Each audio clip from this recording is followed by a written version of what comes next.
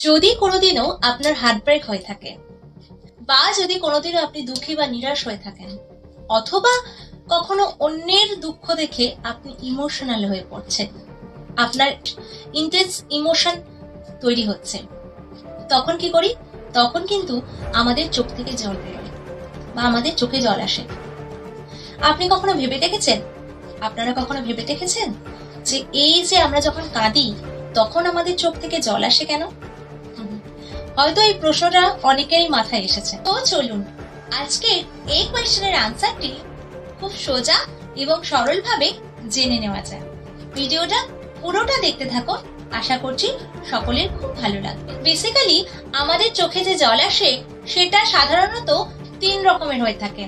1 basal tears, 2 reflex tears এবং 3 নম্বর হলো emotional tears. চোখে জল এই জন্যই আসে কারণ আমাদের আইবলস এর উপরে একটি গ্ল্যান্ড থাকে, সেটা সবসময় আমাদের চোখের জল রিলিজ করতে থাকে।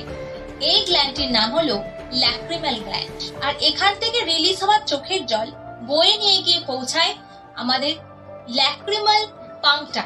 আর এই প্রসেসটার কারণেই আমাদের চোখের সব থেকে ওপরের লেয়ার, যেটাকে আমরা কর্নিয়া বলে থাকি, সেটা সর্বদা ভেজা এবং ময়েস্ট থাকে। এই ধরনের চোখের জলকে বেসাল টিয়ার্স বলা হয়ে থাকে। এই চোখের জল তৈরি হয় জল এবং ইলেকট্রোলাইট দ্বারা। আর আমাদের চোখ সারাদিনে প্রায় 243 ml বেসাল টিয়ার্স তৈরি করে, যাতে আমাদের চোখ সবসময় ময়েস্ট থাকতে পারে। যাই হোক, যখন আপনি পেঁয়াজ কাটেন তখনও কিন্তু আপনার চোখে জল আসে। এটা এই জন্যই হয় কারণ পেঁয়াজ থেকে নির্গত ইরিটেন্ট কেমিক্যাল চোখের সব থেকে উপরের লেয়ার কর্নিয়ায় গিয়ে জমতে শুরু করে, যার কারণে আপনার চোখ আপনার ব্রেনে একটি সিগন্যাল পাঠায় এবং ব্রেন আরেকটি সিগন্যাল পাঠায় ল্যাক্রিমাল গ্ল্যান্ডে। তারপর ল্যাক্রিমাল গ্ল্যান্ড বেশি বেশি করে জল রিলিজ করতে শুরু করে, যাতে সেই ইরিটেন্ট কেমিক্যাল গুলো চোখের জলের সাথে ধুয়ে যায়। এই জল সঙ্গে সঙ্গে ল্যাক্রিমাল পাংটা দিয়ে ড্রেন হতে পারে না, যার কারণে চোখের জল সঙ্গে সঙ্গে ওভারফ্লো হতে শুরু করে এবং চোখের বাইরে বেরিয়ে আসে। এই ধরনের চোখের জলকে বলা হয় রিফ্লেক্স টিয়ার্স। এই চোখের জল তৈরি হয় ওয়াটার এবং ইলেকট্রোলাইটস এর সংমিশ্রণে।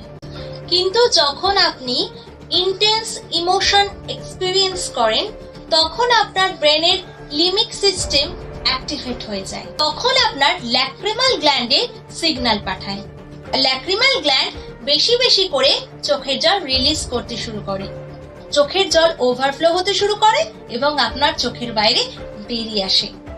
এই প্রসেসটি অটোনমিক নার্ভাস সিস্টেমের কারণে হয়ে থাকে, কারণ আপনি এই সিস্টেমটিকে কন্ট্রোল করতে পারেন না। এই কারণেই যখন কান্না পায় তখন কান্নাটাকে কন্ট্রোল করা কঠিন হয়ে যায়। এই ধরনের চোখের জলকে বলা হয় ইমোশনাল টিয়ার্স। এই চোখের জল তৈরি হয় ওয়াটার এবং ইলেকট্রোলাইটস দ্বারা এবং ACTH নামক স্ট্রেস হরমোন দিয়ে। তাই এটা যখন আপনার চোখের জল দিয়ে বেরিয়ে যায় তখন আপনি অনেকটা হালকা ফিল করেন।